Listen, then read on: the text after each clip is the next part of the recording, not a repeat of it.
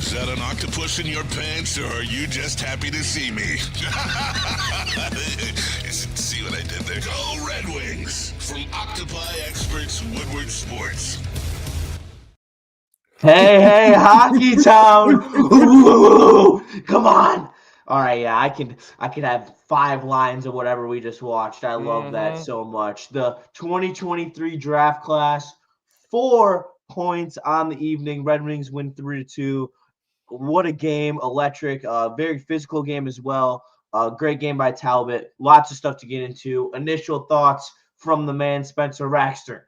Just like you said, gritty performance by the Red Wings. You had a lot of different lines working. You had the secondary scoring helping out the big dogs. Obviously, that first line continues to hum. The power play looks very good. Shout out to Nate Danielson for getting his first career NHL goal. Second one would have been an absolute fucking beauty, but it got taken away by the review. And shout out to El Capitan, Dylan Larkin, 600 career points for him. A great career so far for the Detroit Red Wings. Hopefully he can get some more playoff wins tallied up this season.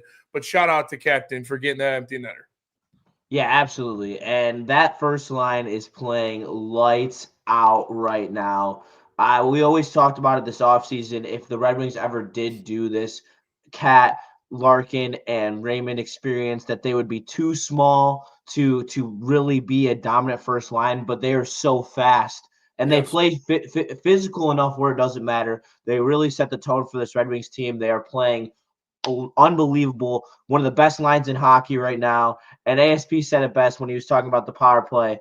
I play with 4 of the best players in the NHL. Give them the puck and just play my game and I'll be fine. And St. Burgess hits that right here. ASP's development at this stage is unreal. He's our best D right now. Danielson looks great at a 3C. He needs a finisher on his line. We saw his vision. Yes, and I'm not going to say ASP is our best D right now. He's our best offensive D right now for sure, but he has been improving defensively as well. Still need to see him get better there. Spider and Edmondson are too before we dive too far into certain people and whatever, shout out to Simon Edmondson.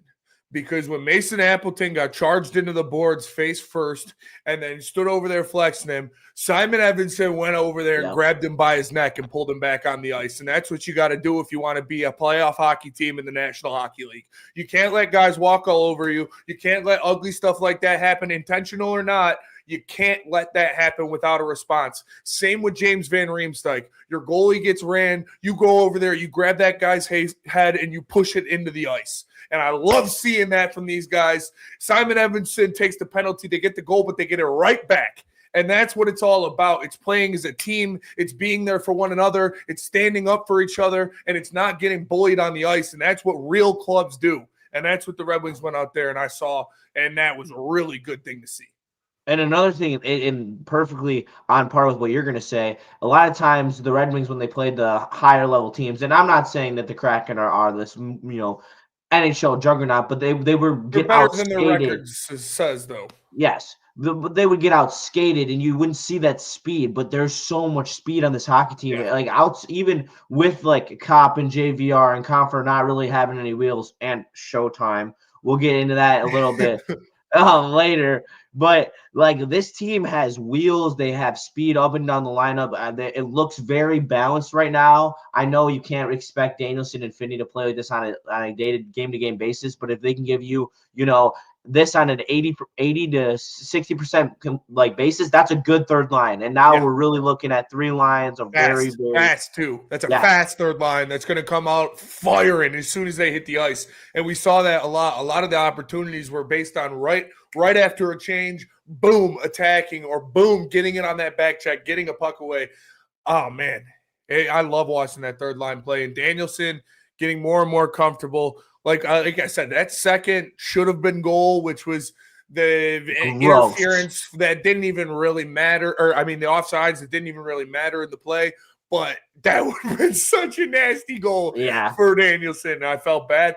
But luckily, even after they go out there and tie it up right after that goal gets reversed, the boys didn't let him get back to him, and they took care of business.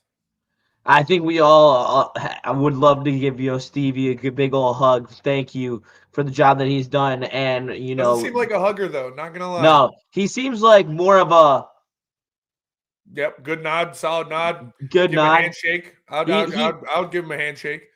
yeah, I don't know if D-Mac even hugs Stevie. He does not no. seem like a hug. He probably doesn't even hug his At kid. least not even a bro hug guy. Like No. I feel like even a bro hug's too much for the Nope, kid. just straight up handshake. Yeah, straight up handshake Fist or a bumps on nice. the golf course, handshake in business. Yep, I like it. But you know who was all business today was Cam Talbot. He deserves some Yeah. love. He made a lot of great saves today. He's been very, very huge in this stretch without Gibson, playing over his bandwidth, as we know, when he starts playing this much. So hopefully, Gibson has been on the ice. He has been skating. He comes back soon before Talbot starts to wear out and be run down. But for now, he's playing really good in that back end, and he's. Man, and they showed the graphic midway through the game. He has stolen the most games in the NHL, which is crazy to me. It is pretty crazy. And that's what we've talked about needing. You need a goalie that's going to steal you some. You need a goalie that's not going to let in the safe, easy, floppy goals, Spencer, I don't care. I'm going to hug the Pistons owner and Steve, my husband. I effing love this time. Honestly, it's an amazing time to be a Detroit sports fan right now. Red Wings win. The Pistons, I don't know if that one's finished up yet, but they were right on their way to a victory. Michigan State blows out the Kentucky Wildcats. I don't know if Michigan played or not tonight, but it's just a great time right now for Detroit sports. It's at an all-time high. I can't remember this many high-level teams in Detroit or in Michigan all at once. Literally the only thing that's holding every single team back is Michigan State football being poverty. But we're here to talk about the Red Wings. And yeah, shout out to Cam Talbot for stepping up. Obviously, you know that he is going to go out there and give you some sparks. He can be hot. He can be a 9-1, 9-2 save guy for a little bit. But you can't, like you said, give him those 5-game stretches, and then you'll see him start to break down. So hopefully Gibson can come back, give him a buffer game or two, and we keep the hot stuff going with the goaltenders. But yeah, he's been making great saves. He has been making up for lapses in defense early when you were talking about Aljo and Hamonic. And Hamonic's playing well, by the way. Yeah, he is. So good for him to turn that around. And I just love seeing ASP on that first power play, man. It makes me feel things. Yeah, because he's so and he's just figured out. Like there was the one and Daniel said on the broadcast where he shot it a little too early, like he had time to walk in. Like that's just we're waiting to get there, but for now, like he's running it very smooth up there, and them breaking the puck in as well looks a lot more dangerous. I like what I see with him on the PP1. But do you want to talk about the positive with the youth, or do you want to talk about some of these old men? Let's talk about the kids first. Okay. Obviously, Nate Danielson gets his first NHL goal. You love to see that. ASP got a point. Emmett Finney scores another goal. These guys are out there, and it's so apparent, like you mentioned earlier, this team can skate with anybody in the National Hockey League up and down the lineup now. You have so many guys that push the pace, that back check, that are physical, that are getting in there and causing havoc. It's not just Larkin and Raymond anymore. Like you've got waves of guys that are going to do that throughout the lineup, and you're seeing it. Yeah, and like Danielson, like you're seeing the elite traits that we have profiled Danielson as, like the hands. Like obviously the goal didn't count, but on his second goal, the backhand tuck was gross. Okay, like that is elite hands in a short situation with the defender on your back hip. Like that is a tough play, and then the vision. I mean, he gets the puck, he finds the space, and just lasers a pass to Emmett Finney on Finney's goal. Absolutely epic. And Finney finally breaks his point drought as well. Yeah. He was really sputtering for a while, and that was a knife. I mean, he put that top titty. The goalie had no chance. Yeah. And I think I like them together. They have a really nice chemistry already. Play off of each other very well. And they're both bigger guys. They're both above 6 foot. They're both speed demons, and then they both are very good 200-foot players because they both have played center. Obviously, Danielson still plays center, but Finney played center his whole life. So I really like what that third line's giving you. I hope that continues. I think Appleton's a perfect pair for them as well. He just does the little things that they don't need. Like they can provide enough offense. Like they are not offensively talented enough where you don't really need a third guy that desperately, but Appleton there right now is good for the future, MBN. Yeah. Let me try to figure. Yep, are all good. Where's Casper? Casper, it's so hard for Casper right now. He's just bumping up and down the lineup right now. He can't really find a spot, and I can't lie. And we'll get more. I feel like Casper kind of belongs in the old head conversation because that's who he keeps getting paired with, and that's I feel where so bad for him, dude. I do too. Like he's just he's got to be that like more than he is, and is not really being able to. We got to get be MBN that. up here so he can get his guy too. So you can Yeah. have these guys paired together so Finney and Danielson can stay together. And then you Exactly. can have Casper with MBN, a playmaker and a shot maker. Like you can't keep putting this guy with Kopp and Comfer and Kane and these guys and expect him to play the same game that he would play if he's up there with Raymond and Larkin, or he's playing with Emmett Finney and Nate Danielson, or hopefully he can get MBN on his line, or maybe even a Lombardi, or we'll see what's going on there. But I think you got to get him away from the old folks home. He should not have 1 foot in the door. And I think just how well your rookies are playing, like it's showing you that you have volatility with your vets. Like you can like I'm seeing lots of trade stuff in the chat already. Like yes, like there's been rumors out there. Hopefully, if they want to make that call, if MBN is ready to finally come up, or if Lombardi is ready to come up, they make one of these moves to inject some more youth in this lineup, because it looks like the more youth, the better, as it seems this team goes.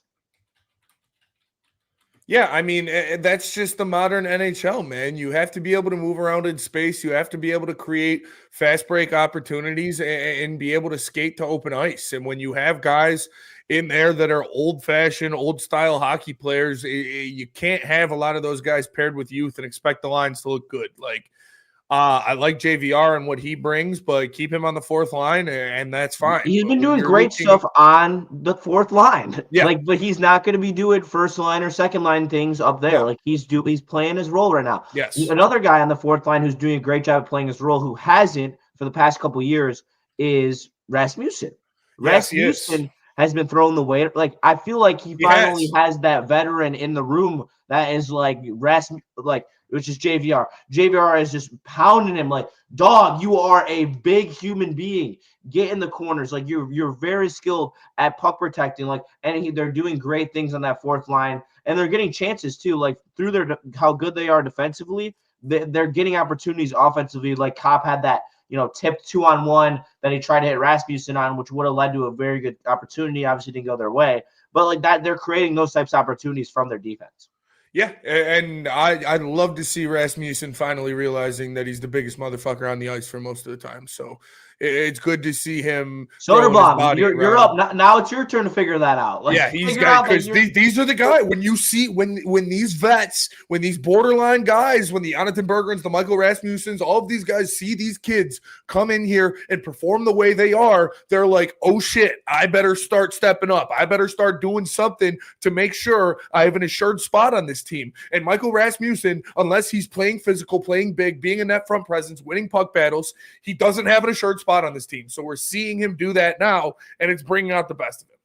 Yes, it really is. And he wants to sprinkle in absolute Showtime Gino over here and there with the snipe that he had last game. I'm here for it. But speaking of Showtime, this is a conversation, and I know he's just coming back from injury, but the tires look like they're worn down on old Patrick Kane. Because did you see him just turn around when he got the puck on the break? Yeah, on the forecheck. Yeah. The guys just literally just standing there. Yeah, maybe not. He's like, no, I'm gonna go change. What could he easily split the lane, got a wide open opportunity in the net, said, no, we'll dump that one in. And I mean, I can't expect him to have like a lot of burst, but I feel like that's a play that you have to at least attempt to make. Maybe he's still dealing with a little something on the injury. There was one in the D zone too, where he was just like the puck was like rimmed around, and he just like stood there, like he just didn't even go after the puck. He literally just stood there and watched the defenseman get it. I don't give. Give him time. You got to give him time, and you just got to use him like secret weapon. Like if you Yeah. see a breakaway opportunity where he can make a quick change, if it's an overtime period, if it's a power play, burst, if whatever you need, put him out there. If he's going to be mainly in the offensive zone, every time they leave the offensive zone, if he's on the ice, he should just go right to the bench. Yeah. Just to say, like, hey, go out there and be in the offense, but as soon as the puck leaves the zone, immediately go to the bench. Give him time like Ray. I want to talk about Lucas Raymond for a second. Lucas Raymond is looking very good. Like he could tell he's healthy again. Yeah. Like he's going full tilt now. He looks so confident with the puck. He's playing physical. Like he's really like taking control of games. Like we talked about like when Four Nations was the time when the hockey world really saw like how good Lucas Raymond could be when he was playing on that first line of Sweden. Everyone was like, damn, like this kid's probably one of Sweden's top 3 players right now. He's really carrying the play. And you didn't see that towards the back end of the season. We said that he was probably hurt. We don't know. But now he's healthy. He's doing it again. He's playing up and down the ice. He's so quick. He's got great hands. Him and Larkin at full health with Cat on the – oh, my God. They're so good. Cat's they're all looking playing good, too. Cat's looking real good, too. Obviously, playing physical. What? Nothing. I just clicked on something. Something happened, but we're back. I don't think it affected you at all. It just changed my screen. But yeah, Cat looks really good. Obviously, he missed that one today. Hey, appreciate you, man. Thanks for tapping in, Henry. Always see you in there. Appreciate all you guys in the chat. Make sure you smash the like button. Share the stream. Like we know that hockey is very niche. But we know that hockey fans love listening to hockey, and we'll always listen to hockey talk, and we love talking it. So share the stream. We appreciate you guys tapping in with us, Absolutely. Man. It's a lot of fun, especially when the Red Wings are winning. And first in the Atlantic, come on! First in the Atlantic, first place, Detroit Red Wings. Think about that. The Pistons are in first place in the Eastern Conference, and the Red Wings are first place in the Atlantic. Man, it's so awesome. And what were we talking about right before that? Oh, DeBrincat. DeBrincat's looked really good. Obviously, he had that one today that just hopped over his stick, but that's going to happen when you get the amount of opportunities that he does. Yeah. Something stupid happens every once in a while, so I'm not mad at it.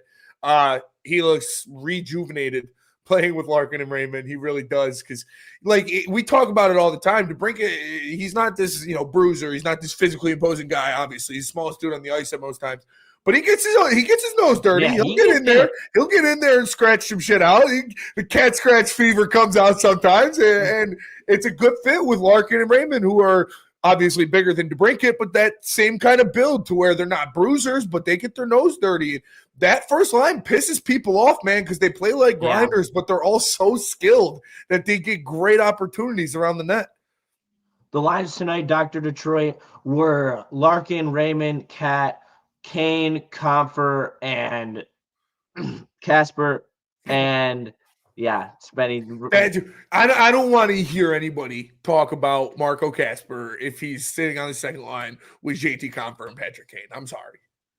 And then Finney, Danielson, and Appleton, JVR, Rasmussen, and who played in the fourth line tonight? They didn't make an impression on me. Only JVR and Rasmussen did. JVR, Rasmussen, and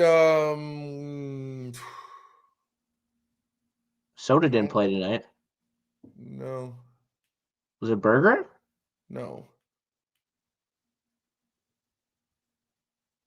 I don't know. I don't know. I don't remember. I'm drawing a blank. ASP is awesome on the power play. He came in and he this power play was struggling a lot. Like we were not seeing the same results as last year. Cop, obviously, yeah. Most forgettable person in the world. Sorry, Andrew. He's not playing well right now either. He's got to go. Him and JT Comfer got to go. Yep, they absolutely do. But then we can get Marco Casper some line mates. Yes. At least one. That anyone, literally like Pius Suter, literally any decent third, second liner. Yeah. We need it. We need it. But finish up this actually having a legitimate top 9. The 9. I wish. I would be so happy. It would be insane. It's not gonna happen. I know. It's not gonna happen. I am curious though. I do think I'm kind of feeling more like there's going to be like, so to talk about the trade deadline for a East second, is which so I know is kind of close. crazy. There is no avenue for this team to pick up a superstar in free agency. Everyone resigns. Like they're like, Rempe just resigned, like Kaprizov just resigned, like everyone resigns. Yeah. How you get stars is by trade. How did Matthew Tkachuk get to Florida? Trade. How did Reinhart get to Florida? Trade. Like all the top guys get How did traded. everybody get to Florida? Trade. Exactly. So you're going to have to make a move to bring in one of these guys because we're still looking to solidify that top six. And no matter now or in the future, because even in the future, you're still going to need guys to support MBN, to support Casper, support Danielson. And you need to be building like the Florida Panthers, 9 forwards deep, 6D deep, really good goaltending. Like that's. I agree. I don't know if we're there to be talking about building like the Florida Panthers right now. I think that's a leap. I know I we're don't think not. we're ready to talk like that I just yet. I just try like I like to build off of a template, and And the template's the Florida Panthers. I see multiple people in the chat. Dr. Detroit says it. John Leonard, he's got 10 goals in 9 games in Grand Rapids. That guy might be able to make a difference at some point. And yeah, Ginger went out there and he was taking care of business, man. Shout out to Nate. Congratulations again on your first goal. The second one should have counted in my book. That was beautiful. Keep doing that. Keep putting pressure on him. And again, shout out to Captain. Shout out to Dylan Larkin, 600 points in his career, obviously all of them with the Red Wings. So shout out to him. Yeah, I mean he's turning into the cornerstone of the Red Wings at this point, and like one thing like nuance that of Dylan Larkin's game, and I loved that Mickey Redmond pointed out is when he gets the puck on the wall, the way that he transitions through the wall and just like leaves defenders like behind him, and he'll like just break through 2 guys. He did it a couple times in the D zone and broke the puck out, like just really great stuff. That's intuitive hockey. I love seeing it from Larkin, and that's when he's at his best, when he's able to have the puck just setting on his stick like that. It's literally just lying there at all times. And I know you said this about Lucas Raymond already, but I think the same thing can be said about Dylan Larkin and the Four Nations last year, like being on that team and being around guys and playing with guys like Matty Tkachuk and Brady Tkachuk and all of the Eichel and like seeing how like the Tkachuks are rats, but also skilled and super, aggressive offensively. Like you could do both at the same time. And I think Dylan Larkin surprised not only a vast majority of USA hockey fans, but himself with how well he played both on the fourth line and the first line in that Four Nations, to where he can mold his game so well. And now, like I said, you see him and Lucas Raymond being so much more physical and so much rattier around the net and getting back there and getting their nose dirty and winning puck battles because they're so physical and big dudes. And they're also so skilled. It's good to see that they're playing like Tkachuks a little bit. I fucking love that. It's how you got to play, especially if you're on the first line in the NHL. And this is Dylan Larkin's best year of his career so far. I don't think it's close. Like it might not be statistically, but it probably is statistically. I'd have to look at it, but just the level of play, the success of the team, how he's playing, how he's helping out other people around him, elevating rookies, like it's awesome, man. I'm really happy to see Larkin play like this because he was getting a lot of slack from a lot of people, and I've always been a big Larkin guy, and I'm happy to see him truly earning, truly wearing, truly being the captain. And what was the one thing that we always said would happen when this happened to Dylan Larkin? He'd win. Yes. And what did you give him to do so? Oh, you gave him pieces around him that are actually worth the shit. Yes. You gave him competent line mates. Yes. He now has somebody not named fucking. Oh my God. I mean, do you want to go back through the list? No. The Manthas, the Athanasius. Like now we're talking to Brinket Raymond, like legitimate weapons with him, where he can play the 200-foot game. He's great defensively. He's great in the neutral zone. He scores goals. He gets in the gritty areas. He's good on the PK. He doesn't look worn out. Like, he is truly doing a great job out there. And that's when this team's at its best. When your captain is leading by example, Dylan Larkin, being an absolute unit out there, 200 foot up and down the ice. And it's all being put together by Ty McClellan. He's doing a great job getting the boys first place in the Atlantic. Yeah, it's awesome. And that is something that we don't speak about enough that we really should. Todd McClellan and what he's done with this team, because it's not like there's a ton of new pieces. Obviously, all the kids were here and they weren't Play the kids. But play the kids. The way he has these guys just so bought into playing fucking hockey and to being physical and to putting pucks on the net. They had like 60 shot attempts or something like that in this game, and they just put pucks on the net. And I was so sick of just the conservative bullshit, perfect passing, trying to get the perfect goal opportunity with Lalonde Blashill. Having these guys just play physical, play fast, put pucks on the net, put pressure on teams. It's how you score hockey. Like, it's hockey. How many times do you see a beautiful breakaway one-on-one, just nasty move hockey goal? Like maybe one or two of them a night during the whole slate. But you get ugly, gritty, nasty goals all the time, and that's how you have to build your team if you want to win, especially in the playoffs. Yeah, and you can see it too. When they go to the net, it sets up the space for them to score the highlight reel goal. When you get to the net and you make yourself a presence there, it forces the teams to collapse on their goal, creating the space for you to then make the move, to make the shot, to snipe the goaltender. Like that, and that is what we're seeing. It's the layers of offense, because you need to not just attack from the inside, you need to attack from the outside. You need to make yourself a threat throughout the entire zone, and that's what the Red Wings are currently doing. And Saint Vengeance in the Woodward Sports Chat says, we wasted Larkin. Listen, guy's only 30 years old. He's got a long time to go before he's hanging it up. The Red Wings are trending up right now. So he's like entering the prime of his NHL career right now, and the Red Wings are the best they've looked since he started. He's not even. I think he's 28. Man. It feels like he's been here forever, but he's still got a long time to go. I'm almost positive he's 28. He's my age. I'm pretty sure he's 29. He's 29. Yeah, he's 29, turning 30. All right. We were both born in 96. Yeah. So, I mean, he's leading this team. You need some vets. Like, he's the vet. Like, he was always drafted as the vet. I think every single like when he was drafted, we were on the down. We were on the downswing. Like, everyone knew that. Yeah. He was always going to be. They were holding on to the playoffs hope still. They were holding on to the streak, and they were signing all those washed superstars like Madonna and Nielsen and all those. I'm glad that St. Vengeance brought this up. I don't like this. This is the second negative comment from this guy in a row. We just won.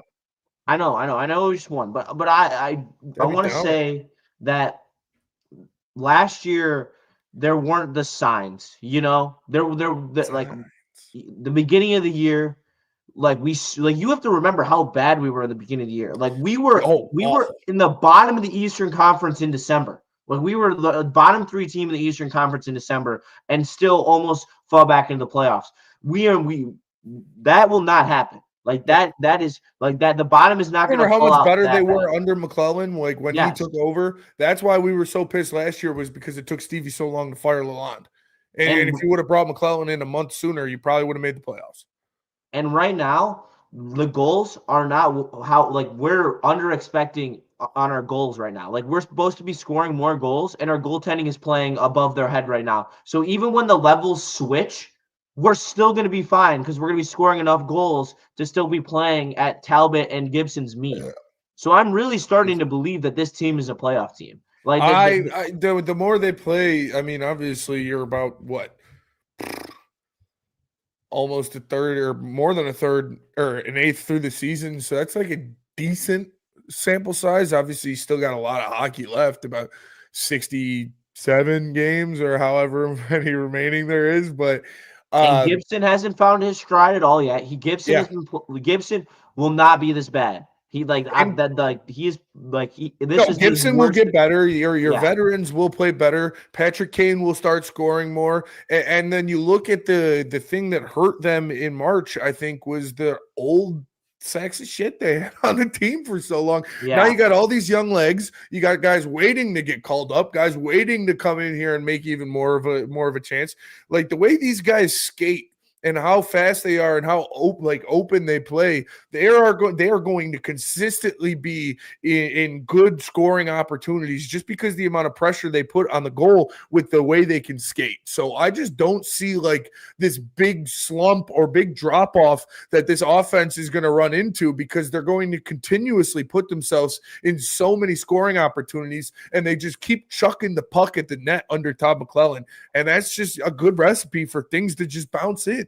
And that's what they're playing for now. They're not playing for, oh, we need to be perfectly technical and especially sound on all. No. Just go attack the net, be physical, and win puck battles. Not sponsored, but Victory Beer. Nice. Gotta have it. Absolute nails. The 100-year centennial. This thing's going to taste so good. Cheers to everyone at home. Oh, man, that's a good beer. But, yeah, this team's playing physical. The advanced analytics back up the fact that they're a good team. Their playoff percentage continues to go up. It now is above 50%. I believe it's at 52% now. So we're getting to a point where, like, we're first in the Atlantic, baby. First damn place in the Atlantic Division. When is the last time you can say that as a Red Wings fan? I would actually love to know. When is the last time the Red Wings were first in the Atlantic? Company man. You are a company man. Look at you. Sun Cruiser. Shout out. The best. You crack yours already? Yeah. Cheers. Cheers. Victory. Victory screech. Come on. Dude, I can take one of these in probably under 5 seconds. I'm cautiously optimistic with the guys on the roster named Copper, and Rass. Well, Rass is nothing to be worried about. If Rass is playing on the fourth line, I have no issues with Rass. I have issues with Rass in the third line. And I know the margins are so thin, but that's what the difference in like playoff games, in the games in March. Like we always talk about that. Like we're this team. There's very few guys who are playing above their role. Like last year, you had plenty of guys playing above your role. Like you had Kopp being a second line center. You had Kopp as a second line center last year. Now he's on your fourth line. Rass was on your third line last year. This goes on and on, people. Like this is like and JVR, dude. I love JVR. I love having an adult like James Van Riemsdyk in the room. Like obviously you've had Patrick Kane, but Patrick Kane's not going to be a guy that like snap at somebody and get him in line. He's more of a I'm showtime, just like fall through my aura type of thing. But JVR, he'll tell these guys to what's what. And you guys know, if you don't know by now, if you're just joining us or if you've been a Woodward Wings fan for a while, you know I got a soft spot for Ben Sherratt. And I'm really happy with the way he's playing. He has been playing great. And he is another guy that leads that locker room. He's the leader of that defense. He is the gray bush back there. So it's great to see him playing the way he is. Yeah, I mean, he's playing better with ASP than he was Sider, which is crazy. I can't believe that fact. But because we've talked about it, frees him up.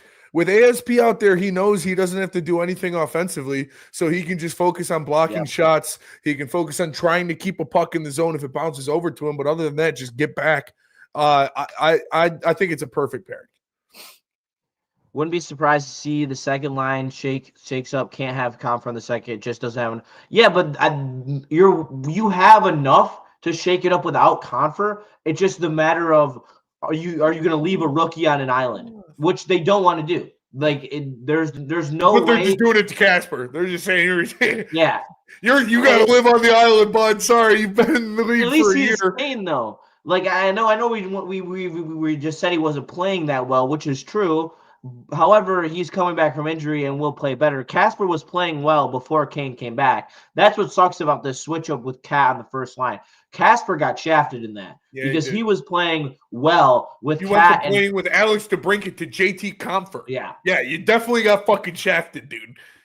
Yeah, and that was right when Cat was starting to pop. That was right when he started scoring. He already was playing well on the 200-foot, and now Finney and Danielson are starting to find their way together. So do you put them together and like just shaft Kane? But is that really what you want to do? Just do an old man line with Kane, Coffer, and fucking JVR or something like that. No, maybe mix Danielson. Kane. He would throw a fit, and so would all the hot Red Wings girls. But shout out to all the hot Red Wings girls, by the way. I'm single and I have my own house now, so tap in. I have a kid. No, I'm just kidding. But hey, tap in with me. I'm going to the game on Thursday. I scored two $50 tickets on the lower bowl bowl. So I'm going, taking Mads.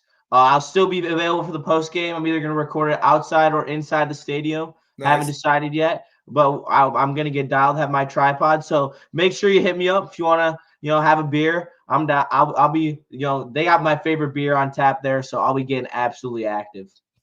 Shout out Chris Styles. Appreciate you, brother. But we all work hard around here, man. I appreciate it, though. Big dog Spenny. Yeah, baby. Man. Big dog Spenny. Living the dream, man. We're making this thing work. But you got anything else? I think that's pretty good.